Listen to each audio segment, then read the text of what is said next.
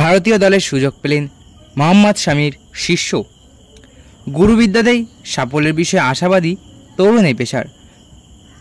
গত বছর ওডিআই বিশ্বকাপের পর থেকে চোটের কারণে ভারতীয় দল থেকে দূরে রয়েছেন তারকা পেসার মোহাম্মদ শামি।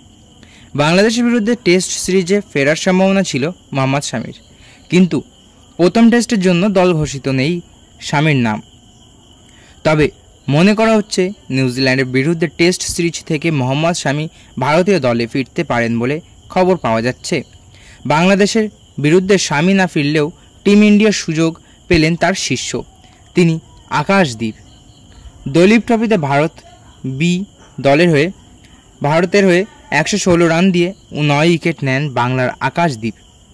এই পারফরমেন্সের পরেই বাংলাদেশের বিরুদ্ধে ভারতীয় দলে আকাশদীপের জায়গা প্রায় পাকা হয়ে যায়।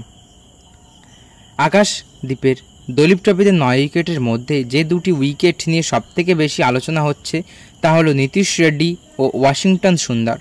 নীতিশ রেড্ডি লেট দিয়ে মুভমেন্টের সৌজন্য বোল্ড করেন আকাশ, সুন্দরকে বোল্ড করেন ভেরিয়েশন করে ইনসুইঙ্গার দিয়ে। জাতীয় দলে সুযোগ পাওয়ার আগে আকাশ তারকা পেসার মোহাম্মদ শামির কাছ থেকে মূল্যবান পরামর্শ লাভ করেছিলেন, যা তাকে দলীপ ট্রফিতে 9 উইকেট পেতে সাহায্য করেছিল বলে জানিয়েছেন তিনি। শামির কাছ থেকে কী গুরুমন্ত্র পেয়েছিল সেই প্রসঙ্গে আকাশদীপ বলেন, আমাদের দুজনের বোলিং অ্যাকশন প্রায় এক।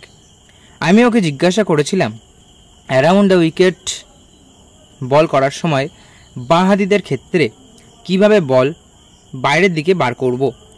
শামি ভাই বলেছিল নিজে থেকে চেষ্টা না করতে, ওটা আপনা হতেই চলে আসবে। এছাড়া বেশ কিছু টিপস দিয়েছিলেন শামি ভাই। এছাড়াও আকাশদীপ জানিয়েছেন এরপর থেকে মোহাম্মদ শামি টিপস ফলো করত আকাশদীপ, তারপরেই তিনি সাফল্য পেয়েছে।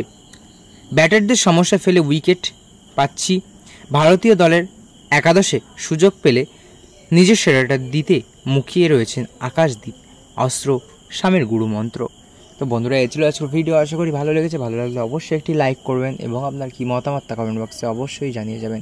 এবং আপনি যদি আমাদের চ্যানেলে নতুন হয়ে থাকেন তাহলে অবশ্যই চ্যানেলটি সাবস্ক্রাইব করে দিয়ে যাবেন। ধন্যবাদ।